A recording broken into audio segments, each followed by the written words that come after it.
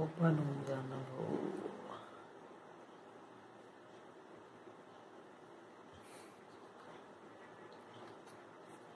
Okay.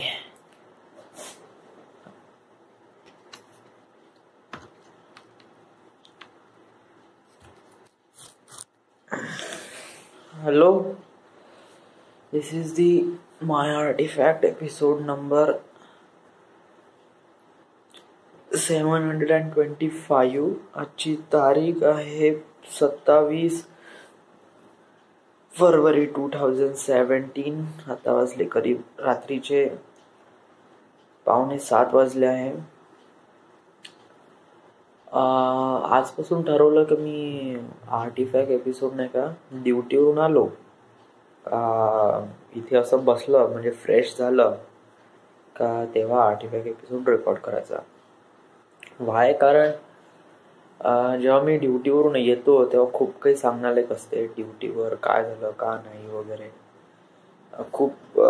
आणि त्याच्यानंतर कसं की ड्युटीवर आल्यानंतर मी बहुत जास्त थकून पण राहतो आणि खूप माइंड पण एकदम वेगळ्याच लेवलवर असते. मग मी स्वतःला एक प्रकारे कंट्रोल करण्यासाठी लॅपटॉप किंवा इंटरनेटचा वापर करतो आणि मोबाईलमध्ये पिक्चर वगैरे वगैरे बघतो. मग त्यामुळे काय होते की जे सकाळी 8 वाजेपासून ते 5 वाजेपर्यंत माझ्यासोबत जे काही होते ते या मूवीमुळे एक प्रकारे थोडंसं व्हॅनिश होऊन जाते, डिसअपिअर होऊन जाते थोडंसं. आणि मग मी 8-9 वाजता आर्टिफॅक्ट एपिसोड रेकॉर्ड केल्यावर जे रेकॉर्डिंग राहते ती रेकॉर्डिंग मोस्टली एकदम त्याच्या अगोदर काय झालं, रिसेंटली काय झालं तेच एकदम रेकॉर्ड होऊन जाते. सो मी ठरवलं की आजपासून नेहमी जसं ड्युटीवरून आलं का रेकॉर्ड करून घ्यायचं. आणि समज जर पिक्चर पाहिल्यानंतर समजा काही आपल्यासोबत बोलायचं असलं तर मग त्यासाठी आपण वेगळं हे करायचं ना. त्यासाठी लागेल तर पुन्हा लागेल तर पार्ट 1 पार्ट 2 लागेल बनवून. अरे भाऊ, आपल्यासाठी काय आर्टिफॅक्टची कमी नाही आणि जागेची पण काही कमी नाही. आपण नवीन हार्ड डिस्क घेऊ यार. आपल्याशी ऑलरेडी एक आहे हार्ड डिस्क. सो टेन्शन घ्यायची काही गरज नाही. सो आज काय झालं, आज बहुत जास्त थकलो यार मी, बहुत जास्त. ॲक्च्युली काल रात्री कसं की ताई आली होती. ताई आली करीब 9 वाजता आली. 9 वाजता आल्यानंतर मी जेवण केलं, बोललो याच्यामध्येच 10 वाजले, 10-10:30 वाजले. मग 10:30 वाजता 11 वाजता पिक्चर लावला, तो मराठी पिक्चर. 11 ते 12 1 घंटाच पिक्चर बघितला आणि बहुत जास्त थकलो होतो. सो मी म्हणलं झोपतो म्हणलं. ताई पण झोपतो म्हणे. तो ताई तिकडे झोपली, मी इथे झोपलो. बट जेव्हा मी इथे अंग टाकलं तरीही नाही का मला झोप लागून नाही राहिली होती. आणि प्लस मच्छर एवढे त्रास देऊन आले का बहुत जास्त. सो काय केलं का मी इथे गादी टाकली आणि मोबाईल छेडत बसलो. रात्री 3 वाजेपर्यंत मोबाईल छेडलं आणि त्याच्यानंतर मी 3 वाजता झोपलो आणि 6:30 वाजता उठलो. करीब 3.5 घंटे झोपलो काल रात्री. 3.5 घंटे झोपल्यानंतर जस्ट म्हणजे बहुत डोळ्यावर तर बहुत जास्त झोप होती. बट कसं मी सकाळी उठून गेलो.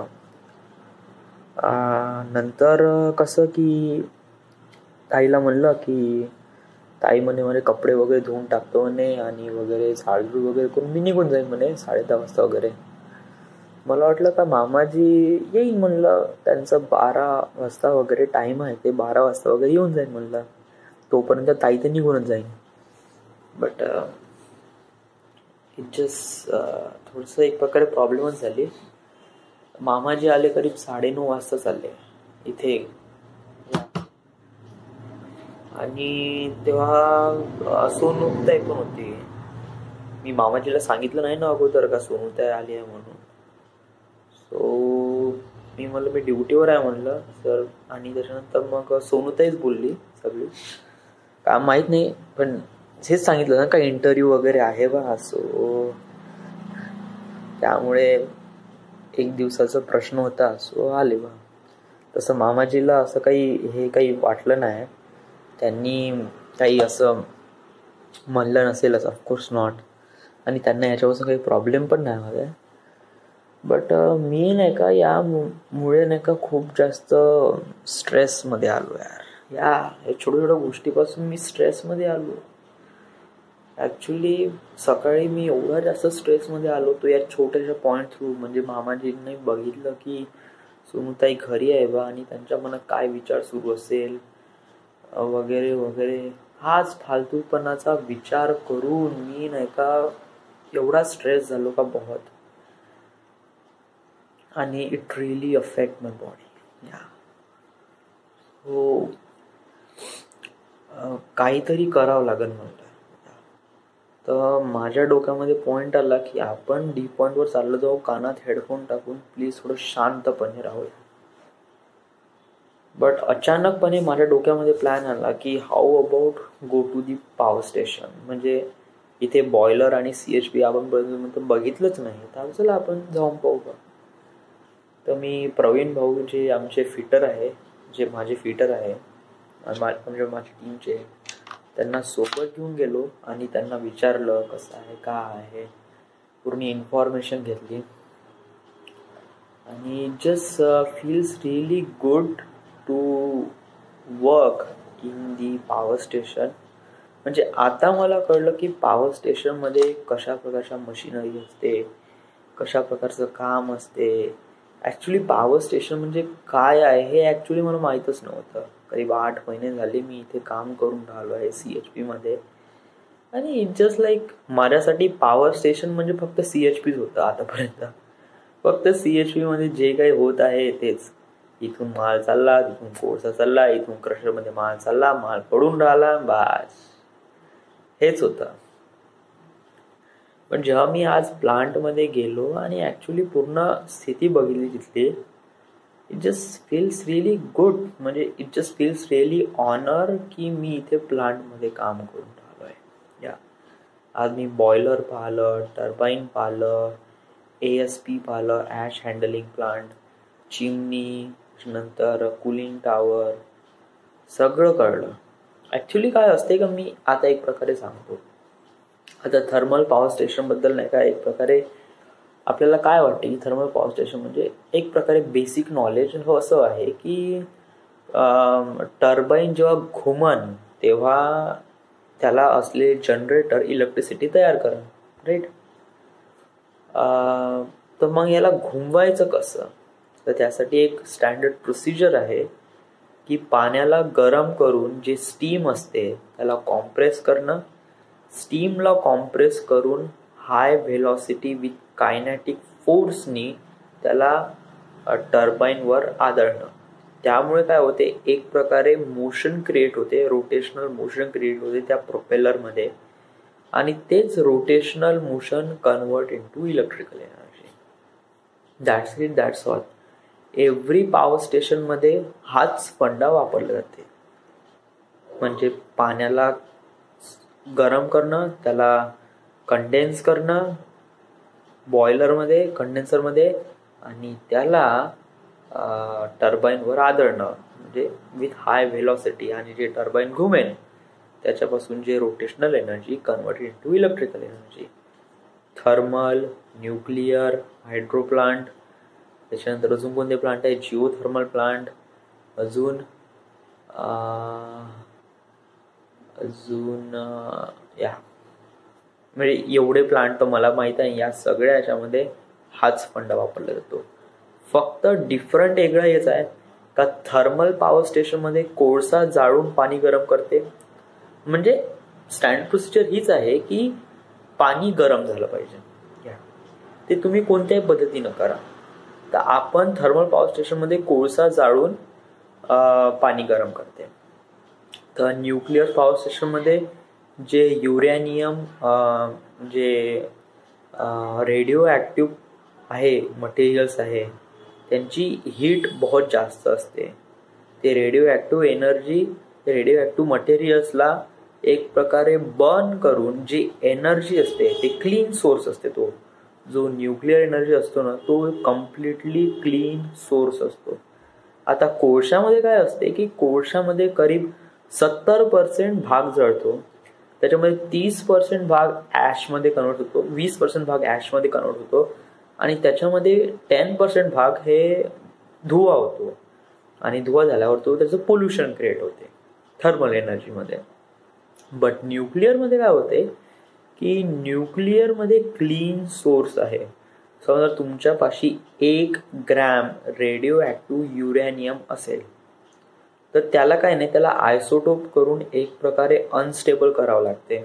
म्हणजे एक व्हॅक्यूम चेंबरमध्ये त्याला फक्त अनस्टेबल करावं लागते.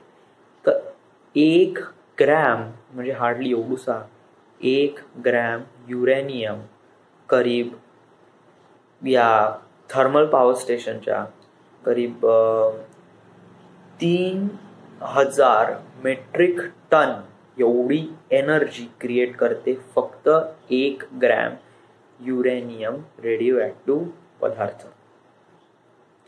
इट्स रिअली रेअर आणि it's really dangerous. Radioactive जे प्लांट आहे ना आपल्या इंडियामध्ये आहे बट बहुत सिक्रेट आहे. महाजनकोच्या अंडरमध्ये hydro plant plus thermal plant आहे, बट न्यूक्लिअर प्लांट पण आहे पण ते रिव्हील नाही करत या.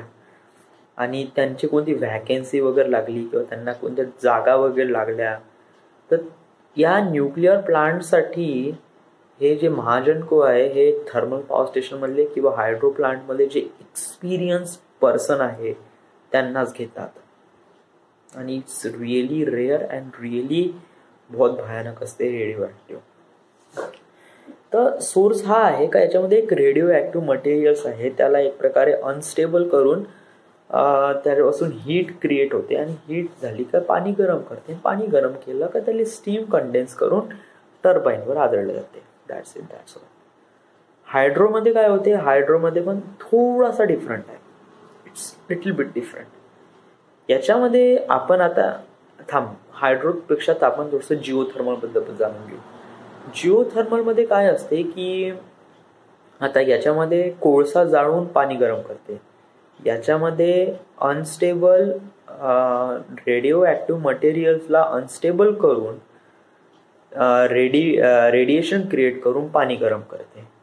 तर जिओथर्मलमध्ये पाण्यात जमिनीच्या आतमध्ये गरमी असते. ऑफकोर्स लावा, ऑफकोर्स तुम्ही आता करीब 500 किंवा 700 फूट जर तुम्ही आतमध्ये गेला तर इट्स कम्प्लिटली डिफरंट एन्व्हायरमेंट. आतमध्ये बहुत खतरनाक एन्व्हायरमेंट असते कारण तिथे गरमी बहुत जास्त असते.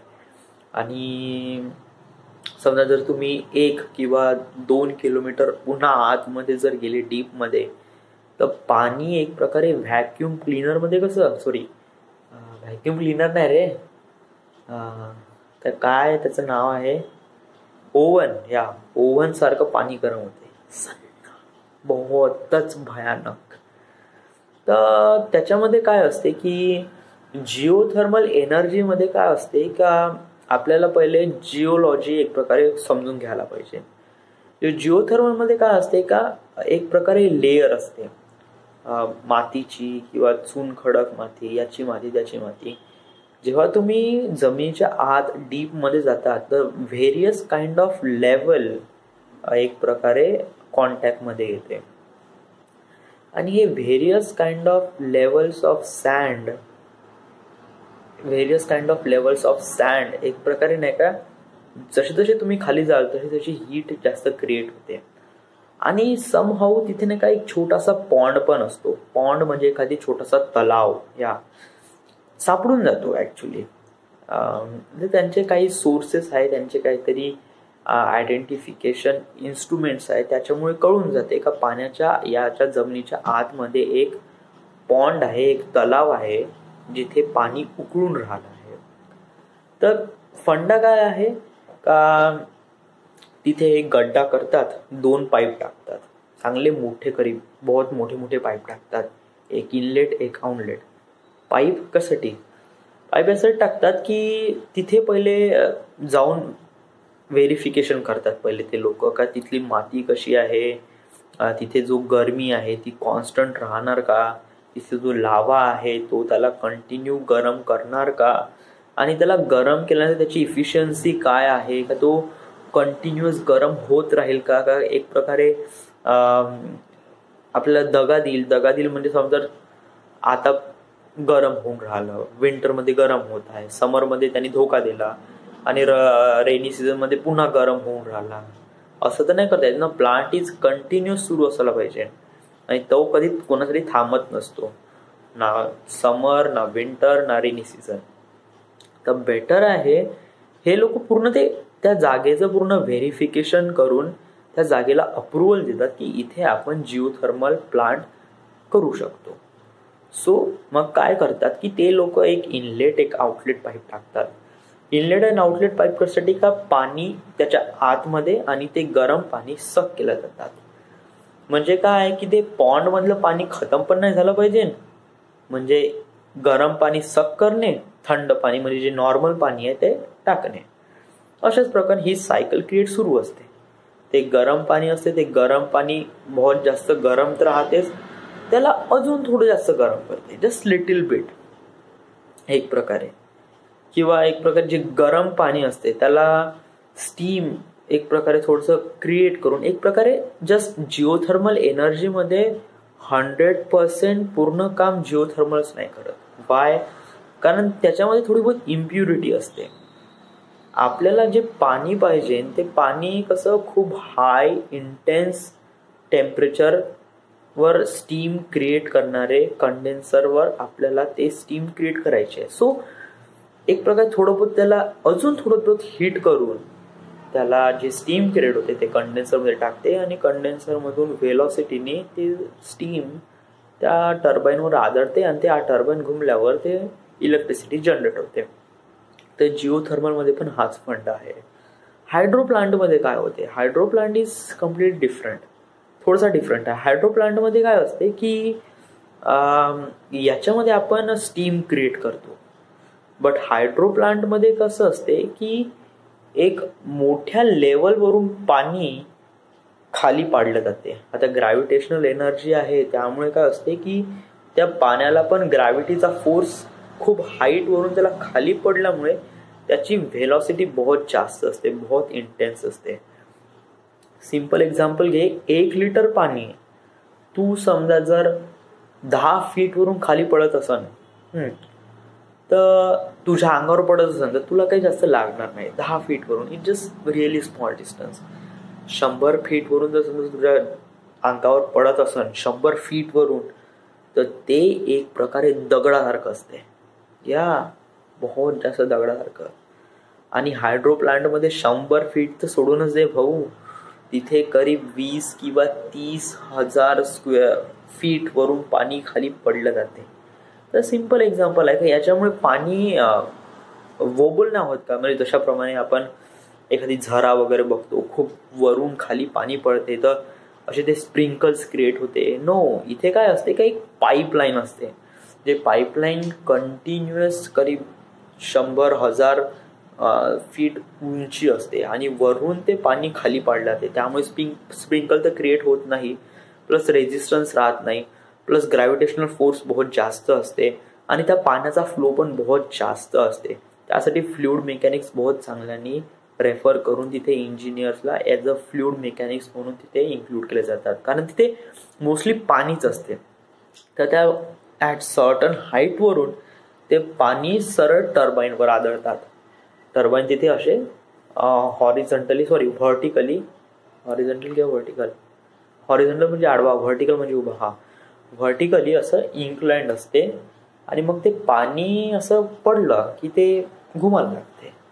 ते ब्लेड कसे एक प्रकारे त्याच्यासोबत अँगल ठरून असते का वरून जे पण काय येईल जसं ते पडलं का ते एकदम एक प्रकारे रोटेशन क्रिएट होते आणि रोटेशन जसं क्रिएट झालं काय एनर्जी क्रिएट होते. That's it. सोलर एनर्जीमध्ये सिम्पल फंडा आहे. इथे सोलर एनर्जीमध्ये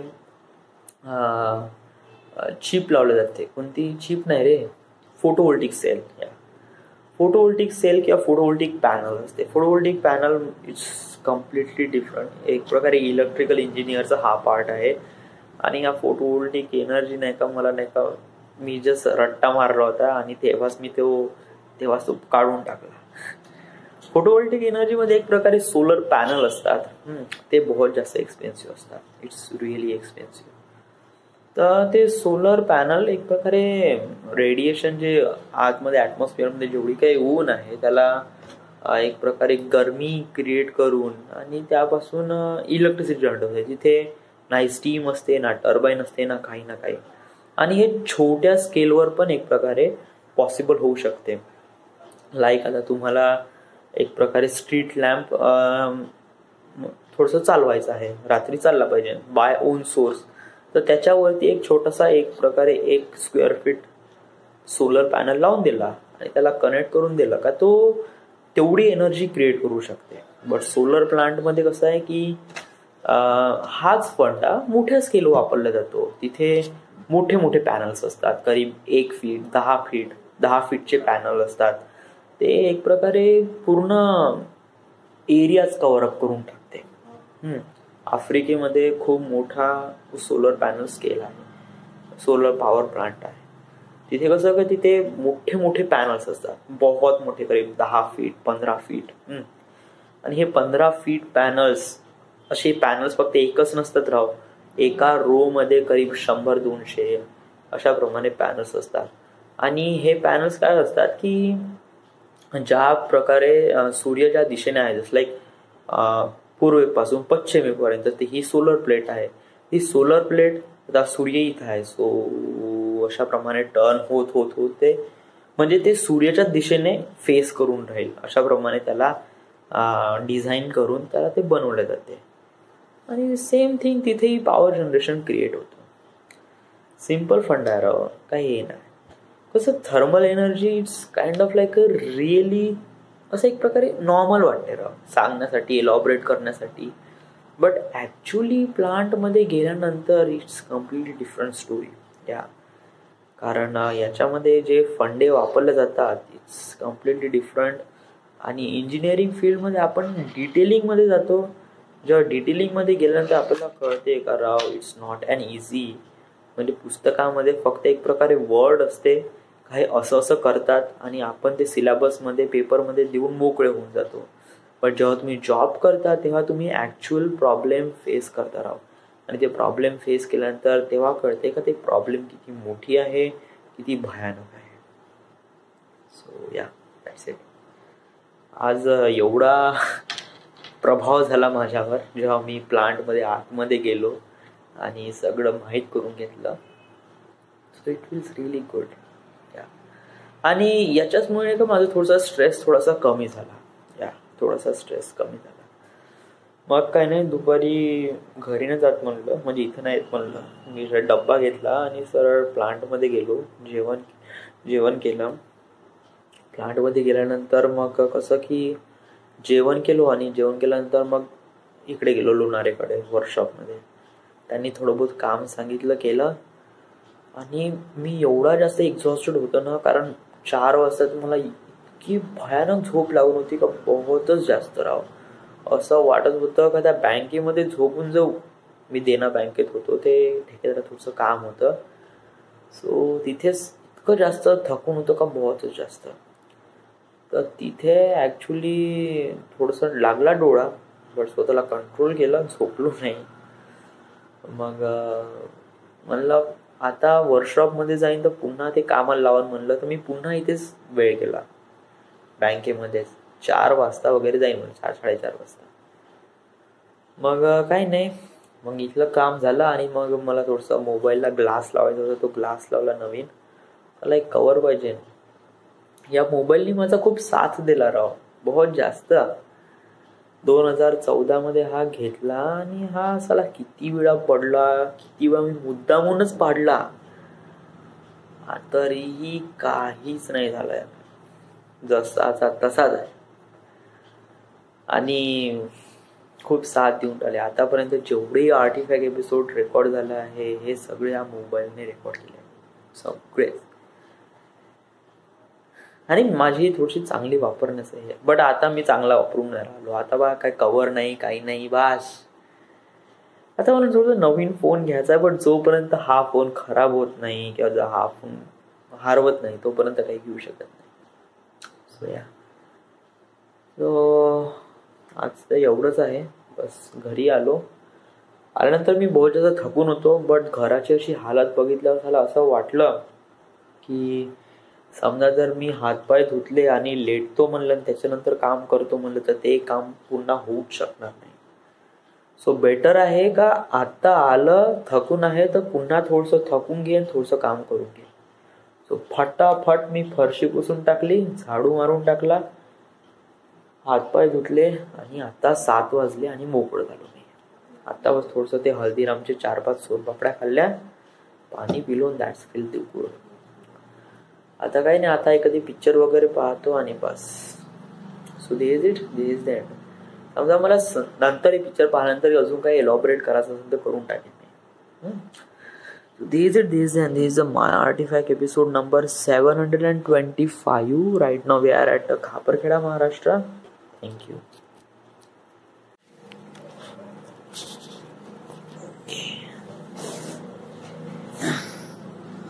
खूप त्रास येऊन राहिला. Okay. Hello, this is the My Artifact episode number 726. आजची तारीख आहे 28 फरवरी 2017. आता वाजले करीब रात्रीचे 11:15. आजचा आहे शेवटला दिवस डी पॉइंटचा जिथे मी काम करतो. उद्याची तारीख आहे 1 मार्च आणि याच्याच थ्रू आपलं टेंडर झालंय खतम. बट माझं काही प्रॉब्लेम नाही, कारण ठेकेदार म्हणे की याला कॅरी ऑन करा म्हणे. वाय? कारण माझा जो पेमेंट आहे तो काही खूप जास्त नाही आहे. प्लस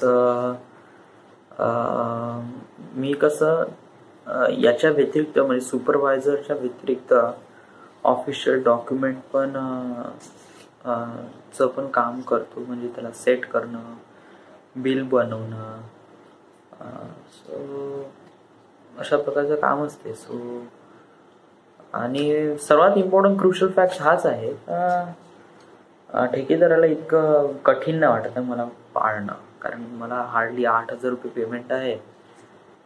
कशाला या 8,000 रुपयासाठी कशाला या मुलाचं नुकसान करावं. So let it be, right. आजपासून टेंडर खतम झालाय. आज सकाळी मी अवतार ओपन युनिवर्स बद्दल खूप जास्त विचार करत होतो. रिसेंटली मी अवतार बद्दल खूप जास्त विचार करून राहिलो आहे. अवतार फिल्म बनवायची कशी, याची हे जे युनिवर्स आहे ते बनवायचं कसं. वेल, एक प्रकारे हे थोडंसं कठीण जाईल आपल्याला हे अवतार युनिवर्स बनवणं. कारण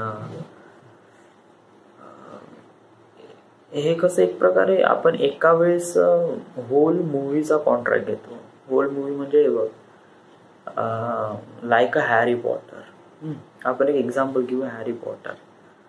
आता J.K. रोलिंगला माहित होतं की त्याची जे कादंबरी आहे, हॅरी पॉटरची कादंबरी, kind of like a really amazing. आणि त्यांना वाटलं की याच्यावर फिल्म बनली पाहिजे. तर हे कसं हे लॉंग स्टोरी आहे ना, आणि याला एका पार्टमध्ये कोइन्साइड नाही करतात. आणि समजा जर करतो म्हणलं या फिल्मची पूर्ण मजाच निघून जाते. सो बेटर आहे याला पार्टमध्ये बनवणं. तर पार्टमध्ये बनवणं पाहण्यासाठी खूप चांगलं आहे, बट फायनान्शियली खूप रिस्की आणि खूप हे आहे. कारण एक पिक्चर बनवण्यासाठी मिलियन्स ऑफ मनी लागते. आणि कोणीच असा इन्व्हेस्टर असा नाही आहे जो करीब होल सिरीजला मूवी इन्व्हेस्ट करेन. कारण त्या इन्व्हेस्टरला पण समजून घ्यायला पाहिजे का मग, कारण त्याला एकाच वेळी नाही का 7-8 मूवीचे कॉन्ट्रॅक्ट घ्यावे लागतात आणि 7-8 मूवी म्हणजे बिलियन्स ऑफ मनी. आणि याच्यावरून काय होते की खूप सारे इन्व्हेस्टर एवढे लखपती नसतात आणि लखपती असले तरी खूप भेतात अशा गोष्टीसाठी. कारण एकाच वेळेस सारा पैसा इन्व्हेस्ट करणं it just like a kind of really big deal. But मला माझ्या फिल्मवर कॉन्फिडन्स आहे आणि मला वाटते की रिलायन्स प्रोडक्शन मला इन्व्हेस्ट करणच. कारण आय डोंट नो असे काही कनेक्शन वगैरे काय आहे नाही, बट आय जस्ट फील की रिलायन्सच एक प्रकारे असं मीडियम आहे जे मला प्रोडक्शनला इन्व्हेस्ट करू शकेल. But it's a very too much long. खूप वेळ यायला बहुत जास्त वेळ आहे आणि याच्याबद्दल खूप जास्त काळजी करूच नको. हे तर लेवल 4च आहे भाऊ आणि आता आपण लेवल 2 वर आहे आणि खूप गॅप आहे. It's level 4, it's beyond the level 4 आहे. इट्स लेवल 5 वर आहे बहुतेक. कारण जेव्हा मी हॉलिवूडमध्ये जाईन ना, हॉलिवूडमध्ये मग त्याच्यानंतर मी हे अवतार युनिवर्स क्रिएट करीन तेव्हाच आहे. So just like a level 5 आणि right now we are at level 2. So keep it calm. याच्याबद्दल आत्ताच काही टेन्शन घ्यायची काही गरज नाही. बट आर्टिफॅक्ट एपिसोडमध्ये सांगायचं आहे का मला एक प्रकारे असं हे होतं. आज काही नाही सकाळी उठलो, ड्युटीवर गेलो, ड्युटीवरून आलो, 2.5 मॅन पाहत होतो. रिअली नाईस आणि कॉमेडी TV सिरीज. बाकी काही खास नाही. So this is my artifact episode number 726. Right now we are at Khaparkheda, Maharashtra. Thank you.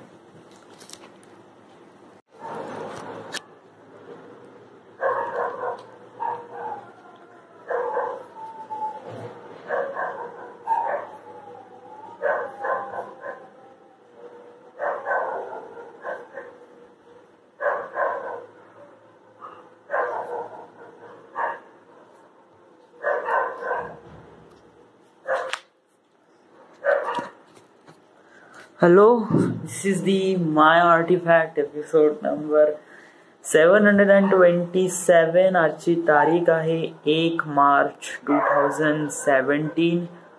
आता वाजले करीब रात्रीचे 11 वाजले. आज खूप काही सांगायचं आहे. आज खूप साऱ्या गोष्टी झाल्या आहे. टेक्निकली, फिजिकली, मेंटली बहुत साऱ्या गोष्टी झाल्या आणि या साऱ्या गोष्टी आज सांगायच्या आहे. कारण it just kind of like a really important artefact episode. कारण कसं आहे की आपण सुरुवात नेहमी एक प्रकारे मेंटल थ्रू करतो.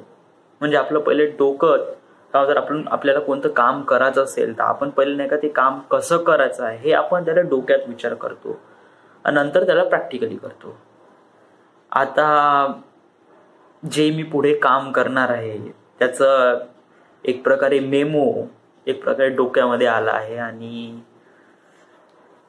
आणि मला अशी एक अपॉर्च्युनिटी पण भेटली आहे. So it just feels really great, really nice. आणि माझ्या आसपास अराउंडमध्ये जे काही होऊन राहिलं आहे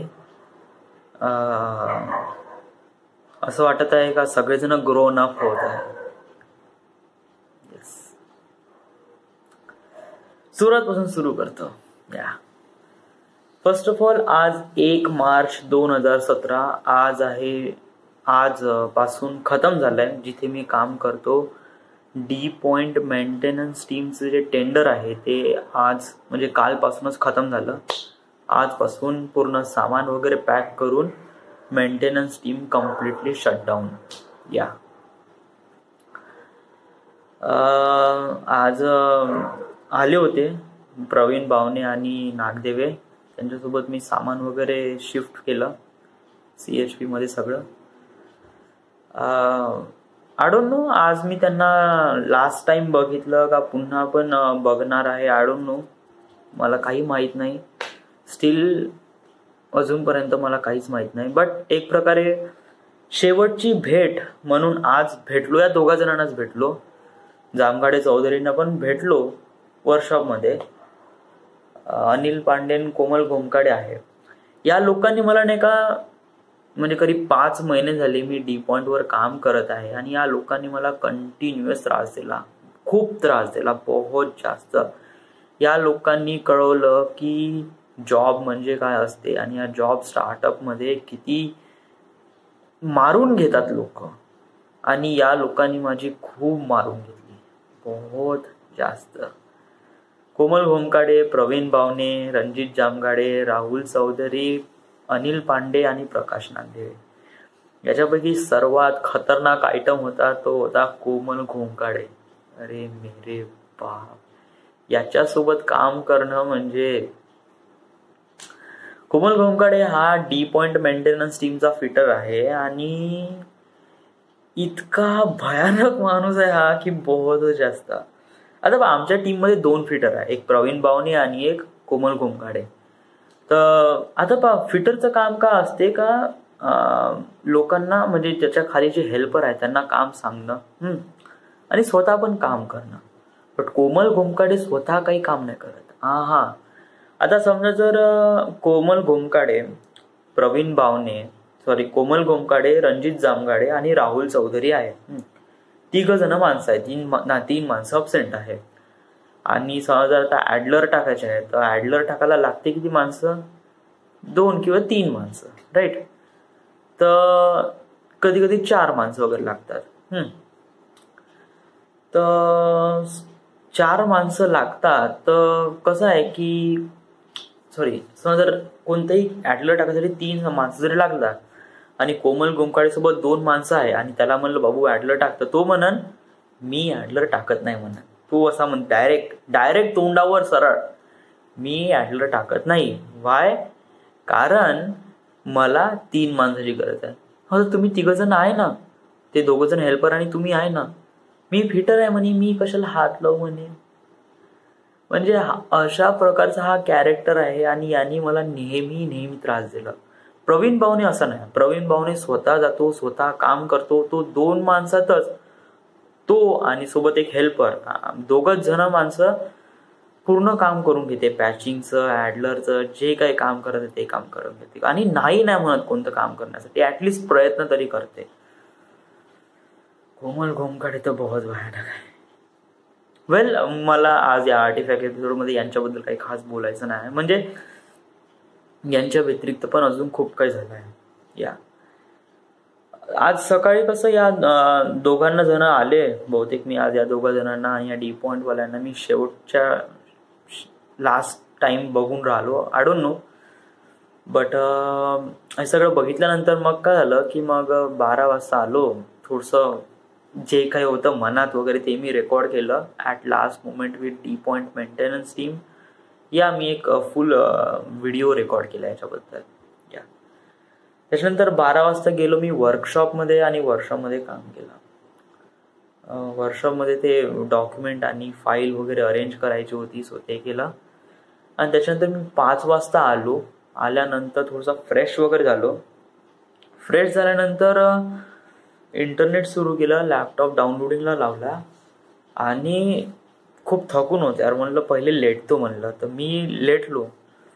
तयारी वगैरे थोडंसं हातपाय वगैरे धुतले आणि जस्ट लेटलो आणि मोबाईल छेडत होतो. व्हॉट्सअप वगैरे मेसेज वगैरे पाहूनच राहिलो.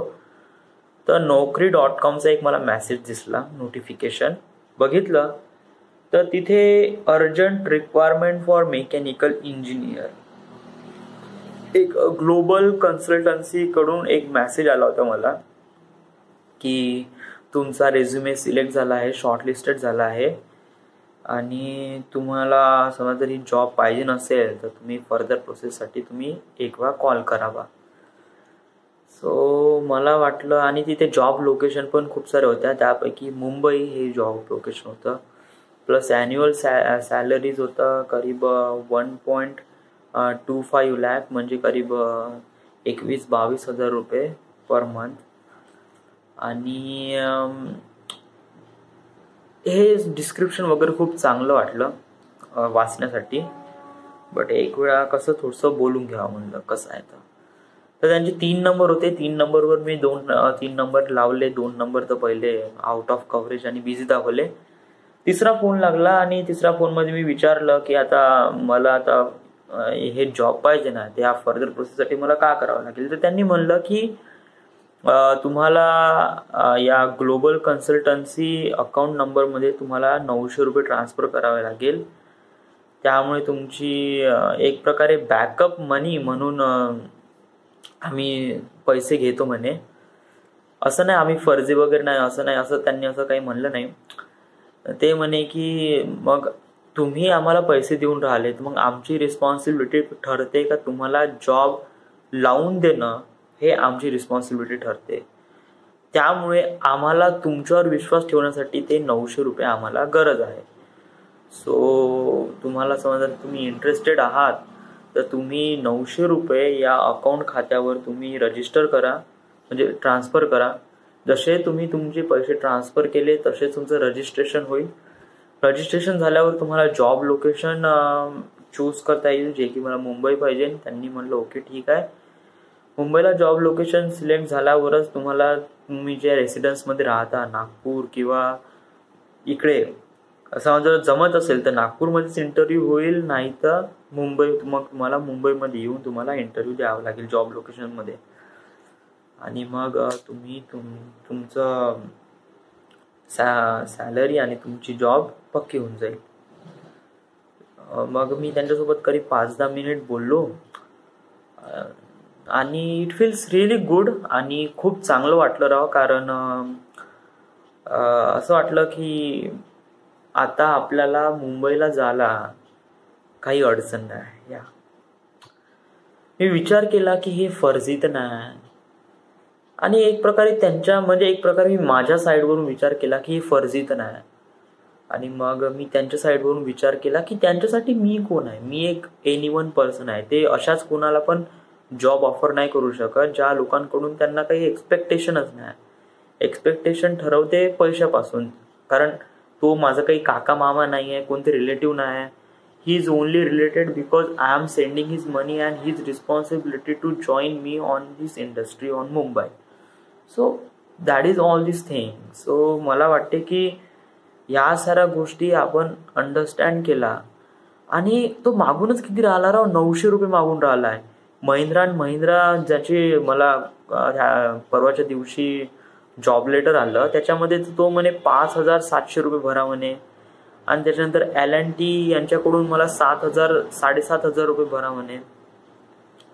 एवढे पैसे भरण्यापेक्षा आपण एक प्रकारे सर हेच करू ना.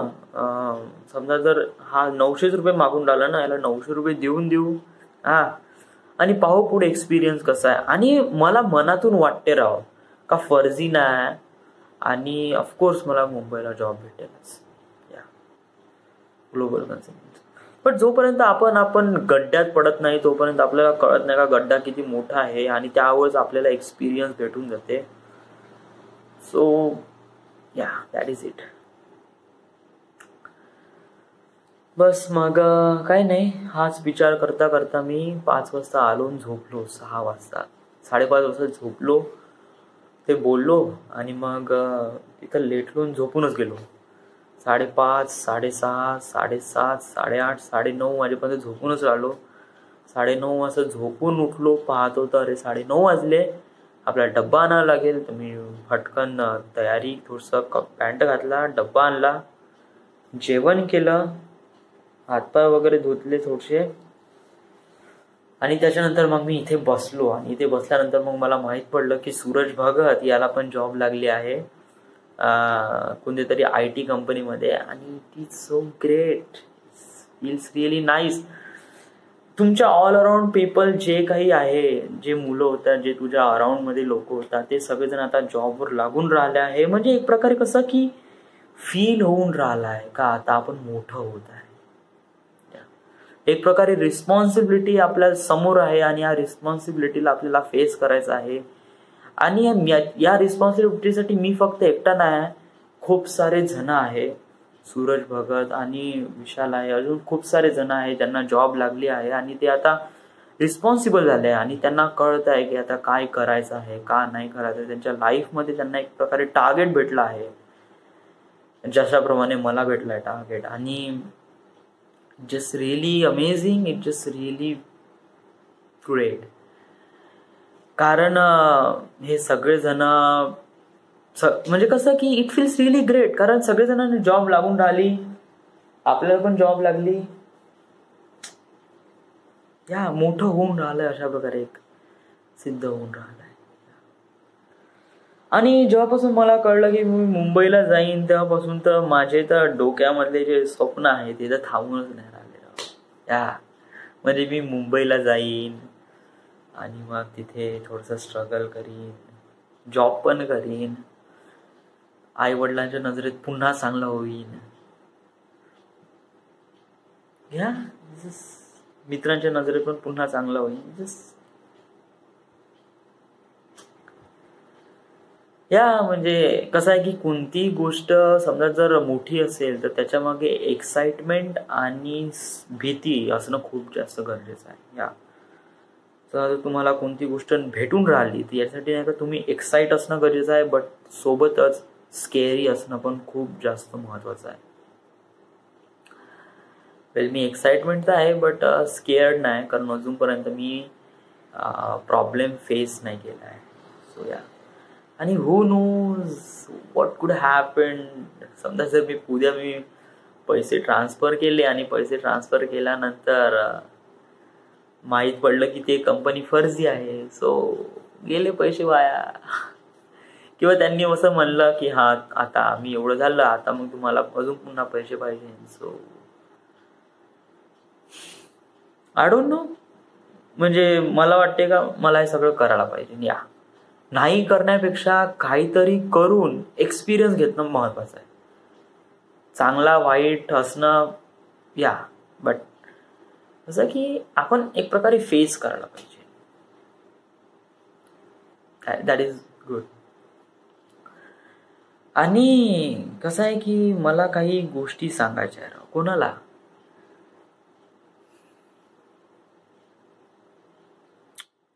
कोणाला नाही, एक प्रकारे स्वतःला सांगायचं आहे. सांगायचं आहे की जॉब करण्यासाठी सगळेजण ग्रॅज्युएट करतात. इंजिनिअरिंग, मेकॅनिकल इंजिनिअरिंग ग्रॅज्युएशन करतात. नंतर ग्रॅज्युएशन केल्यानंतर पोस्ट ग्रॅज्युएशन करतात. आजकाल मुलांची जे मुलं आहे त्यांची मेंटॅलिटी काय आहे की ते लोक असे विचार करतात की आपण जॉब म्हणजे आपण शिक्षण पूर्ण केलं आहे, आपण डिप्लोमा केला, डिग्री केलं, पोस्ट ग्रॅज्युएशन केलं, तर मग आता आम्हाला चांगलीच जॉब पाहिजे. या चांगलीच म्हणजे एक प्रकारे 20, 25, 30,000 रुपये सॅलरी असलेली जॉब पाहिजे ॲट स्टार्टिंग पासूनच. हाच विचार करतात लोक, स्टुडंट जे माझ्या सोबत आहे आणि त्यांना जॉब लागली नाही तेच. कसं आहे की कोणती गोष्ट स्टार्ट करायच्या वेळेस नाही का आपल्यासोबत खूप बलात्कार होते, बहुत जास्त बलात्कार, मेंटली, फिजिकली, इकॉनॉमिकली, एव्हरीथिंग. या तुम्ही कितीही शिकू ना, तुम्ही ग्रॅज्युएशन आहात, पोस्ट ग्रॅज्युएशन आहात की इव्हन PhD सुद्धा आहात, या नो मॅटर, तुम्हाला वर्क एक्सपिरियन्स काहीच नाही ना, बस मग तुम्ही ठरवून द्या की तुम्हाला 10,000 पासून स्टार्ट करावं लागेल. या आणि हीच स्टोरी PhD पासून करण्यापेक्षा डिप्लोमा पासून सुरू करणार आहोत. लाईक मी काय नाही केलं, 12वी केलं, डिप्लोमा इंजिनिअरिंगसाठी 6 वर्ष लावले, बट थँक गॉड केलं. त्याच्यानंतर मी होपच सोडून दिली का मी इंजिनिअरिंग करू शकणार, आणि बस कसातरी लागून गेलो. आणि आता बघ, आता मी मुंबईला जाणार आहे. 20,000 रुपये जे काही सॅलरी आय डोंट नो, त्यानंतर त्यांनी 15,000 रुपये सॅलरी समजा जर त्यांनी मला ऍक्सेप्ट केली का ठीक आहे आम्ही तुम्हाला 20,000 नाही देत 15,000 रुपये देतो, तरीही मी जासाठी रेडी राहीन. या मी असं हे करणारच नाही, म्हणणारच नाही का तुमचा पेमेंट कमी आहे त्यामुळे मी नाही येऊ शकत. Of course not. या मला चान्स भेटला आहे, जरी पेमेंट कमी भेटून राहिलंय I don't know, things are really tough राहणार, प्रत्येक गोष्ट मला सॅक्रिफाईस करून जगावं लागणार आय डोंट नो, बट याच्यामध्येच लाईफ आहे या. कारण याच साऱ्या गोष्टी, याच साऱ्या कमतरता आपल्याला नाही का जगण्याचं एक रिझन रेप्रेझेंट करते. कमी पैसे असेल ना तर जगण्यामध्ये खूप जास्त मजा येते राव, खूप सारे पैसे असेल ना काही घंटा मजा नाही येत.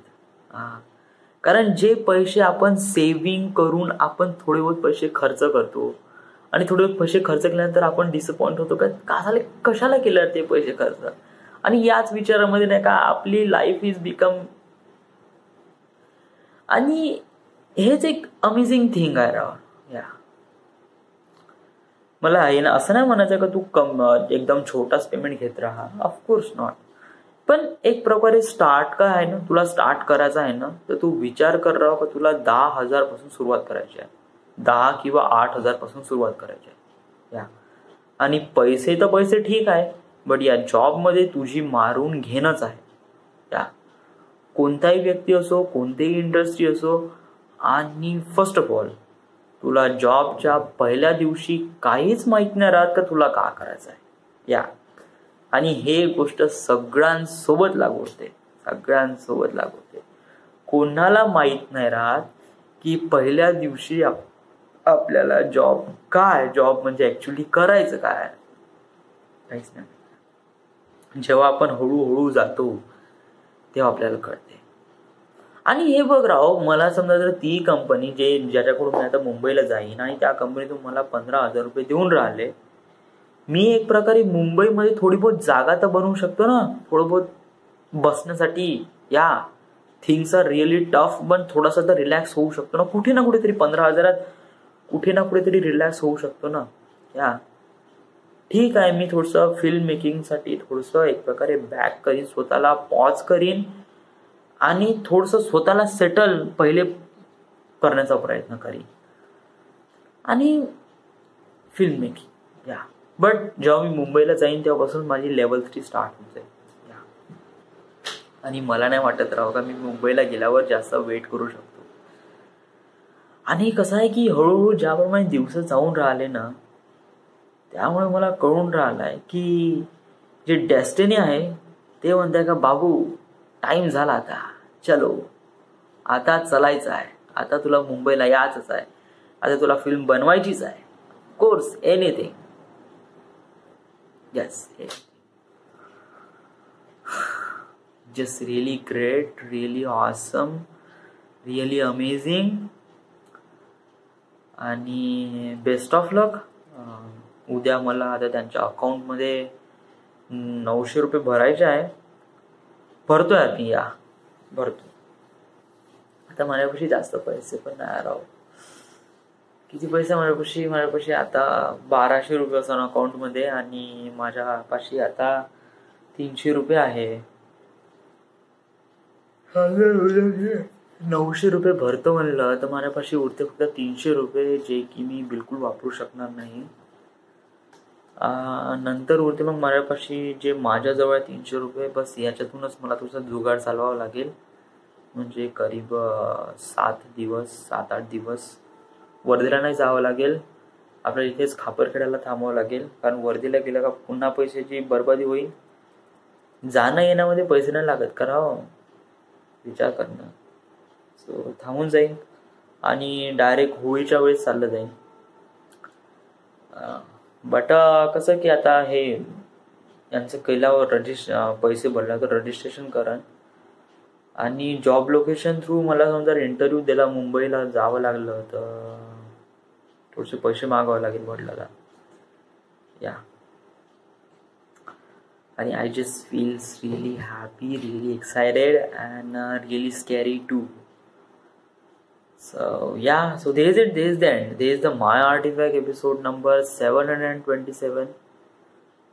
आजची तारीख आहे 3 मार्च 2017. Right now we are at Khaparkheda, Maharashtra.